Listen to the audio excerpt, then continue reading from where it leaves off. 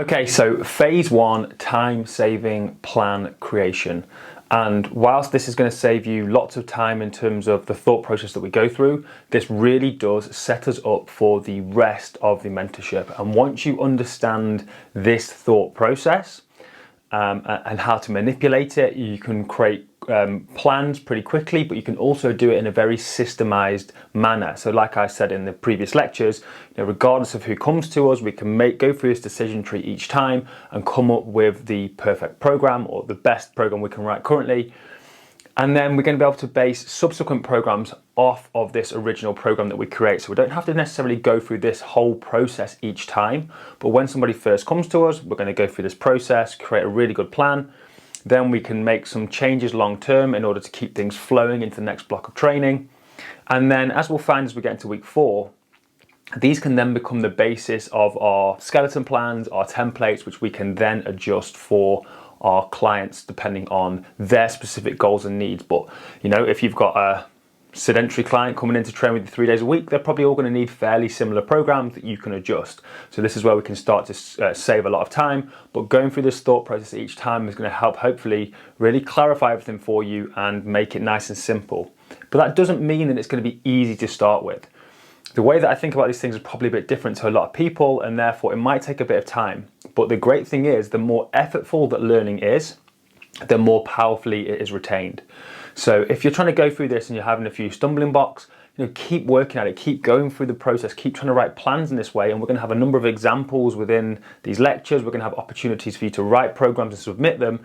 And the more you do it, the quicker it gets. And as I said, once you have a couple of almost templates in place, they can just be worked off and it makes things really, really quick. So, objectives for this phase: we want you to have confidence in writing training plans quickly and efficiently, understand how to use the slots method to quickly design training programs, understand how to allocate and manipulate training volume using timed blocks.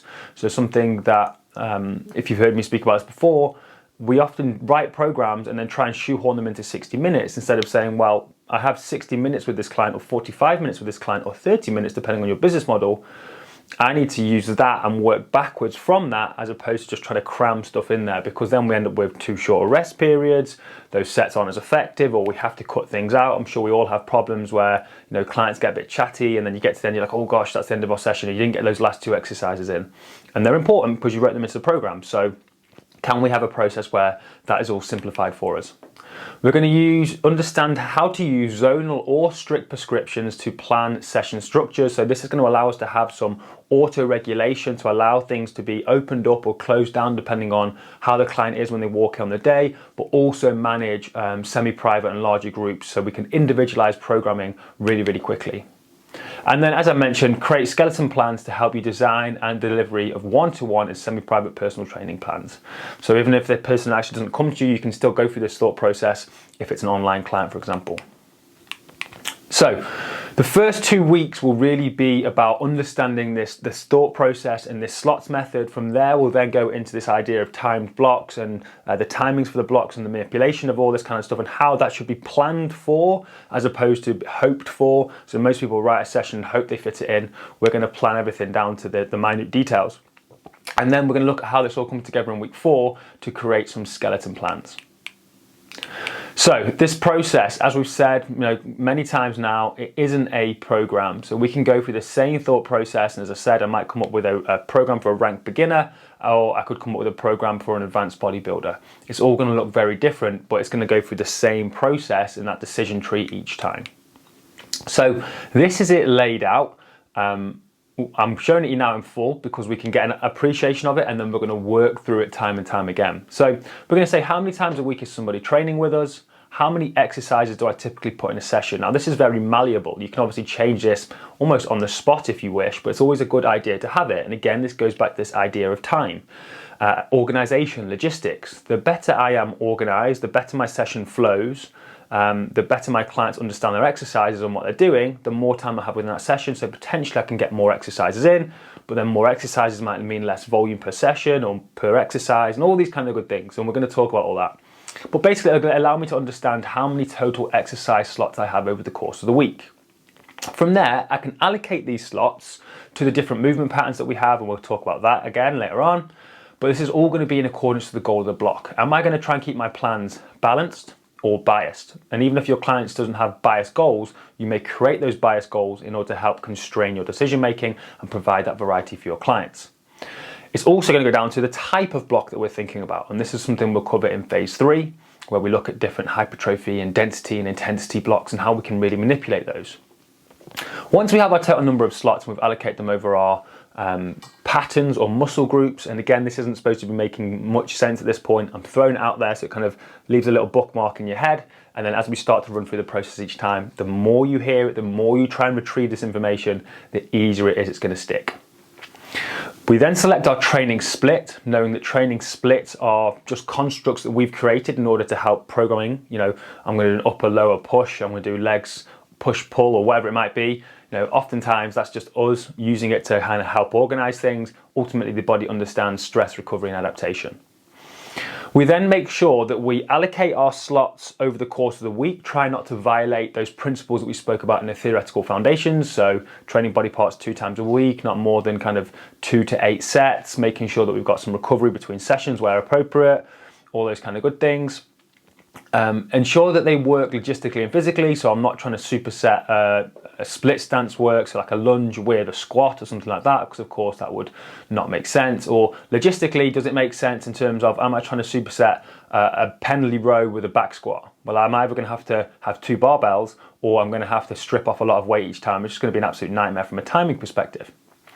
Once we have that in place, we're going to select appropriate exercises based on the goal of the block, on the client's settings, so their mobility, their skill level, their tolerances, and their goals. And then we can decide how much variety do we need in terms of sets and reps and exercises, and are we going to keep things strict, or we're going to have a window of opportunity in terms of our zonal prescription. All of this will become more clear as we go through it. Once we have that in place, we're going to decide our set configurations and block timings within the session, and then we're going to say over the course of the training block, how much variety do we need, and that will come in phase 2. So hopefully you can see how some of the different phases will build on this, and some of those latter things in terms of how much variety and different phases and different blocks, that's for further down the line. But what I really want us just to achieve in this first block is just a really sound thought process that we can go through and say, right, no matter who walks through the door, they're training 6 days a week, this is the thought process I can go to try and lay my cards on the table, take a big picture view of it all, and then I can start to get into that nitty gritty of sets, reps, and exercises. Okay, so slots method. This is how I organize all of my training for myself, my clients, everybody, whether it's one-to-one, whether they are online or whether they are semi-private, simply because it's the easiest way I've found to give myself a big picture view. So if you did the program design course, you'll have seen the Stickman. And he's useful because what he allowed us to do is, as we were writing a program, we can kind of tally up what that exercise is kind of stimulating. So for example, you can see here, his arms have kind of got the 4 quadrants. And if I put a tick in the upper right-hand side, that'd be like an upper body push. If I put it near his head on the right-hand side, that'd be a vertical push.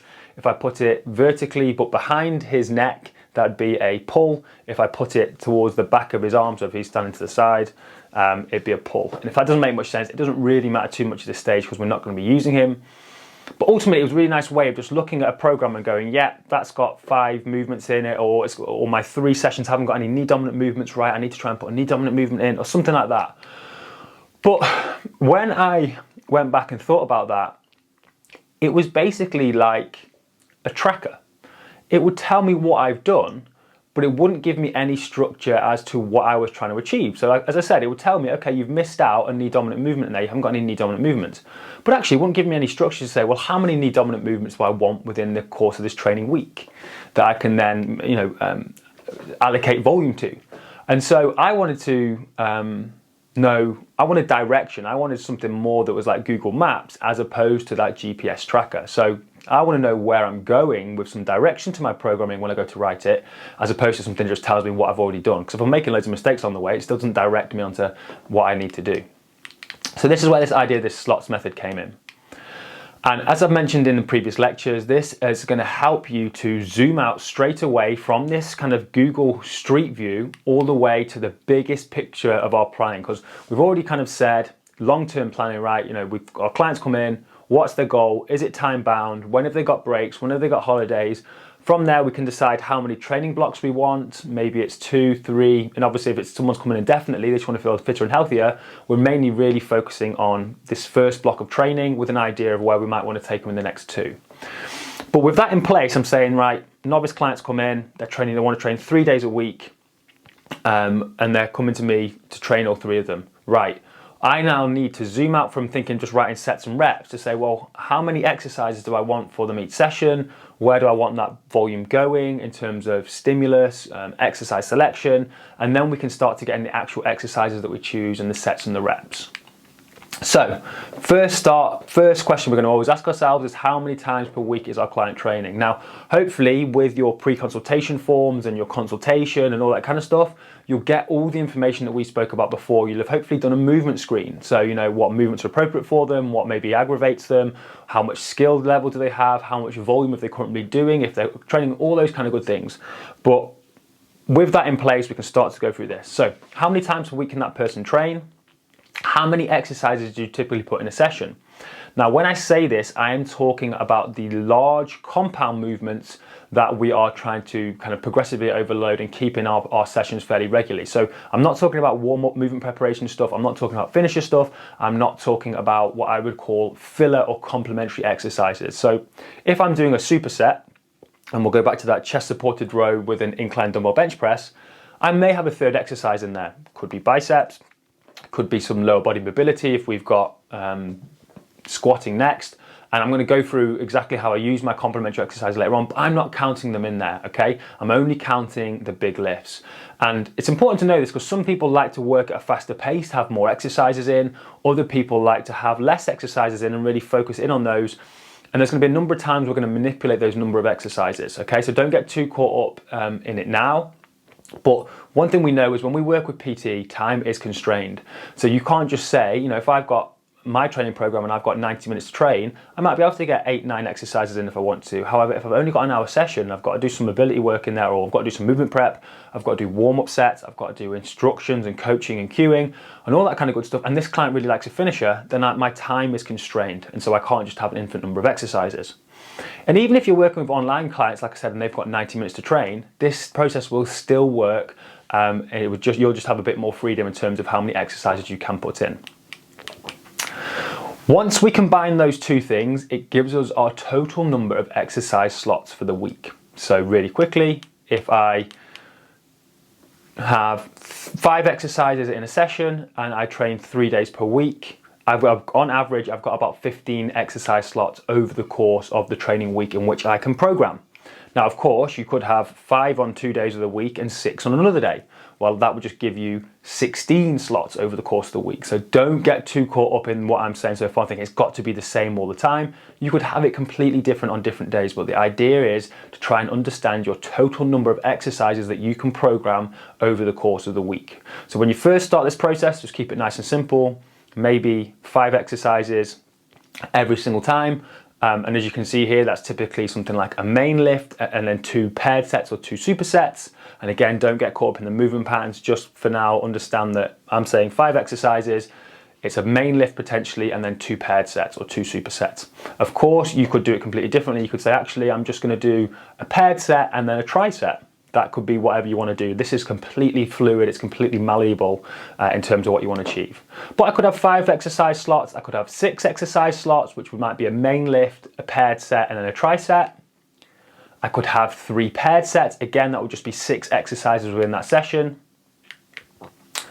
And if you're really going if you're really efficient with your setups logistically, your cueing, your demonstrations, just moving the group round or your client round, you know, you've got everything set up. So something that allows me typically to get a bit more done with my clients is before they come in, I've got the movement prep stuff out, I've got as much within a commercial gym as I can ready, and I've tried to program in a way where we're not bouncing around the gym too much. I don't need to wait too much for people. If I can get like half a squat rack and then I've got a bench, I can crack on for most of my sessions, which allows me to get more work done because I've logistically set my session up really, really well.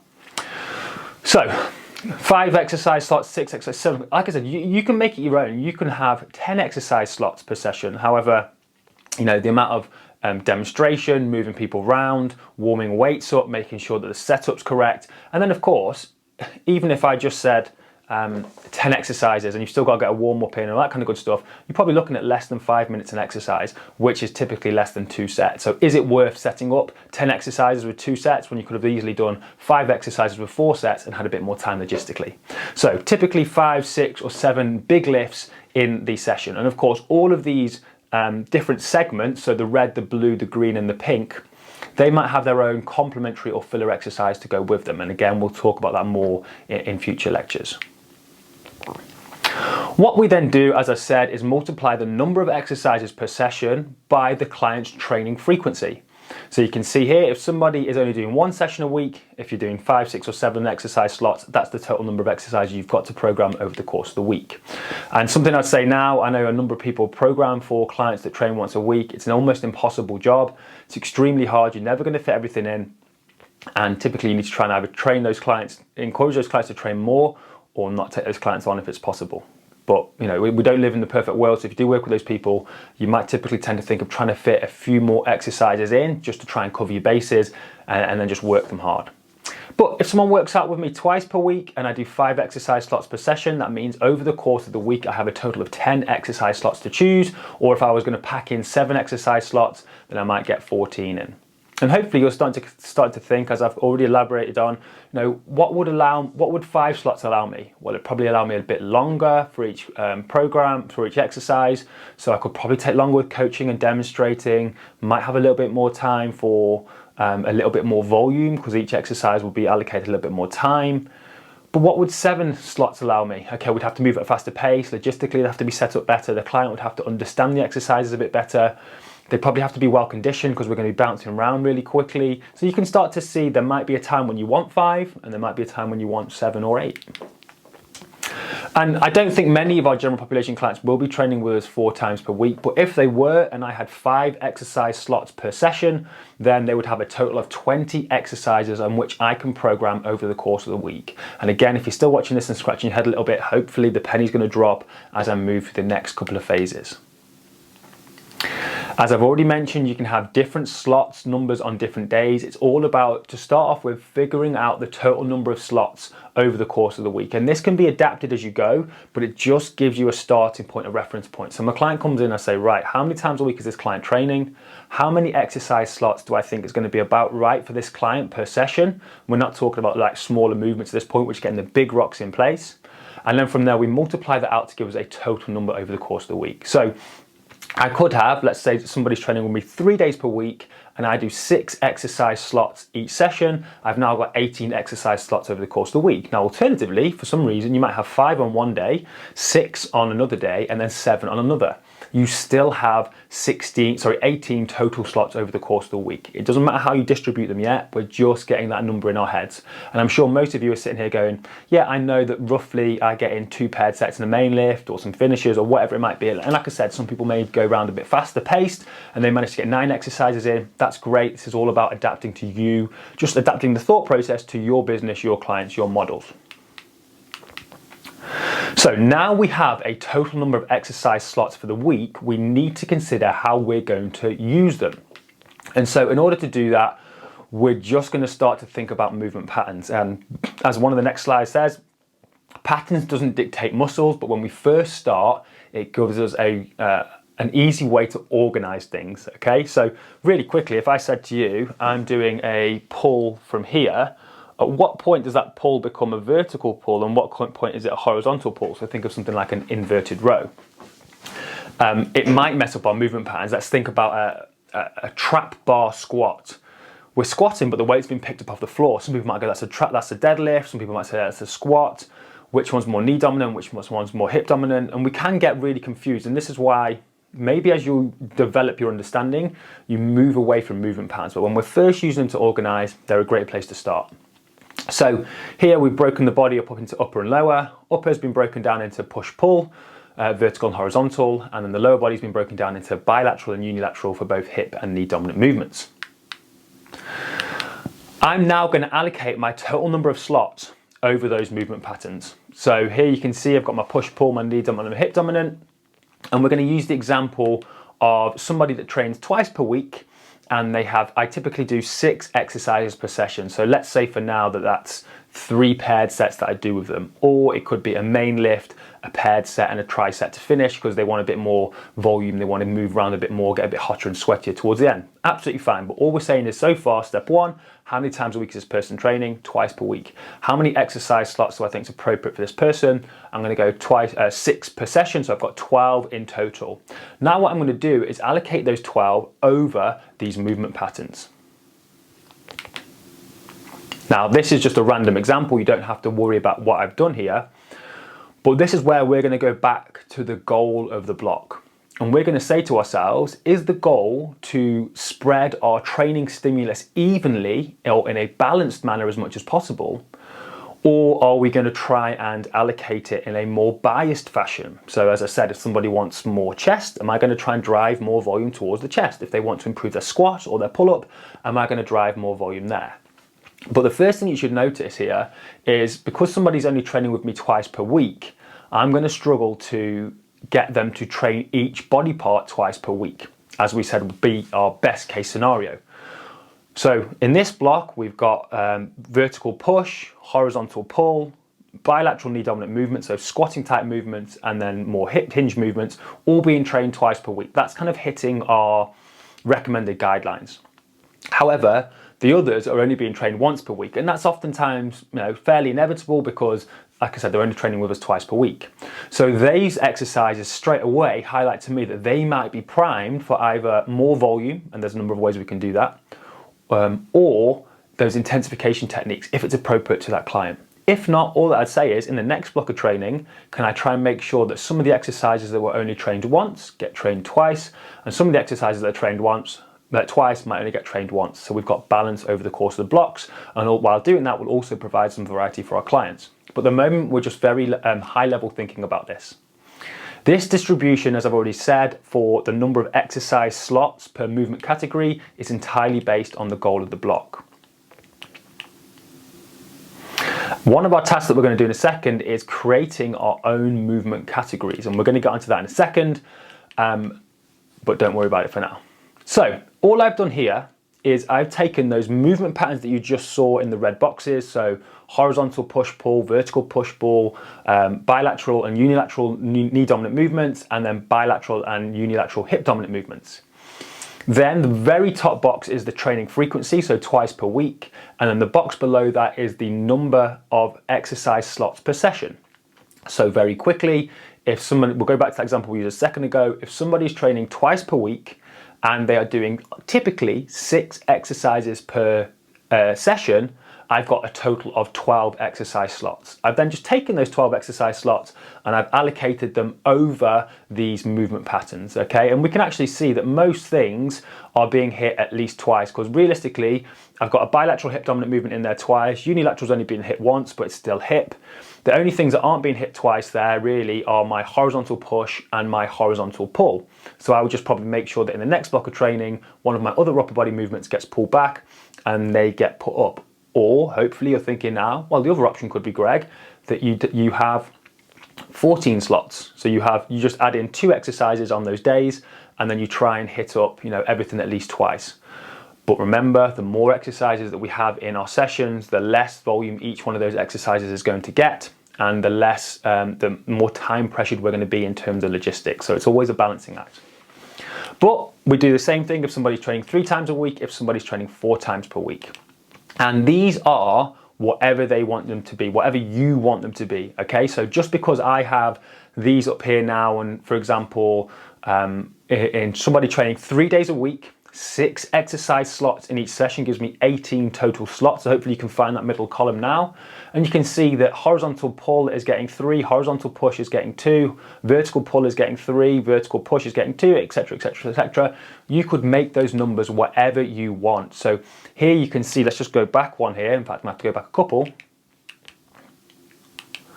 But if somebody's training with me 3 days a week, 5 exercise slots per session, you can see that as I've got it here now, we have horizontal push, horizontal pull, vertical push, all getting 2 exercise slots each. However, in the next block of training, I might say, actually, I want to go away from a balanced perspective where everything's pretty much getting the same number of exercise slots, and I want to make it more biased towards my pulling. I want to make my pulling, this a more pulling dominant block. Therefore, I'm going to pull away from some of my horizontal push slots and I'm going to move them into the horizontal pull blocks. Same thing for vertical pulling. So that's probably a bit extreme to probably have, 2 pulling exercises per session, but that is a very easy way of providing yourself some variety and a goal, because you could say, right, we're going to try and improve our clients' pull-ups this week, or this block, I should say. And so instead of just having 2 of everything, we're going to bias the pulling movements, we're going to pull away from the pushing movements, try and drive up. So each one of our 3 sessions are going to have 2 pulling movements in it. We're going to try and improve our pulling numbers over the course of the training block. So hopefully you can see the goal of the block determines, where I allocate these numbers. But all we're really looking to try and do is hit everything twice a week. If we can't hit it twice a week, we use some intensification techniques, or we use some supersetting methods to drive up that per session volume. And then over the course of at least 2 to 3 training blocks, we try and make sure, as long as the client's goal isn't completely biased to something, that everything's had fairly even volumes. Now, the previous one you've just seen, again, I might as well go back so you can see it. These movement patterns that we've got on the left-hand side here was how I originally started to use this table probably 3 or 4 years ago. And since then, I've kind of evolved a little bit to breaking down some of these movements a little bit more. But what I want to get the point across here is that you can have these as any movement patterns that you want, that you program, that you understand. So when you're first starting out, you might just use this table, make a few little adjustments to the weightings of the slots. That's absolutely fine. But one that I've started to use a lot more is I've started to separate out my hinge movements a little bit. So now what you'll see is the horizontal push and pull are still there, so are the vertical push and pull. But now I have bilateral knee dominant movement, and then instead of unilateral hip and unilateral knee, I have split stance work. So that's everything from split squats to staggered stance RDLs to staggered stance rear foot elevated RDLs. It's basically typically biasing towards one leg. And then I've taken my hinge movements and I've said, well, a glute bridge or a hip thrust is very different to a RDL, even though they are both hinges. So now I have a hinge, which is typically like, your normal RDLs, your good mornings, your deadlifts.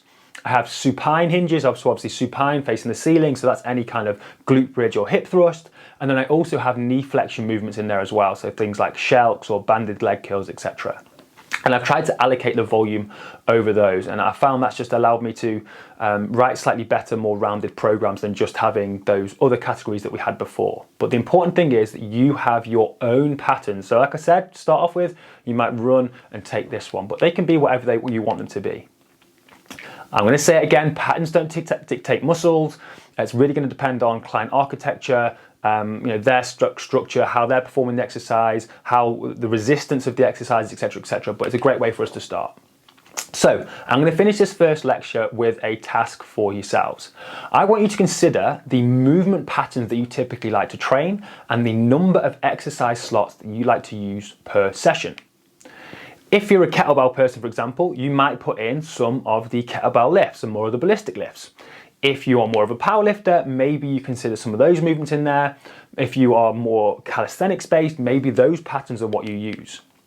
And then I want you to try and create a table with 2, 3, or 4 workouts per week. So you can take this blank table you've got to download, you'll put in your movement patterns, and then obviously using the numbers at the top. So for example, somebody's training twice per week, 5 exercise slots, you have 10 slots in which to allocate over your movement patterns. Of course, if you're brand new to this, just stick to the ones we've already got. But if you're already fairly comfortable with this concept and this idea, it's time to start applying it to you, your model, your programming, your experiences. With that in place, we're then going to move on to allocating our slots over the movement patterns over the sessions based on training splits. So get that first task done and then come back into this next lecture.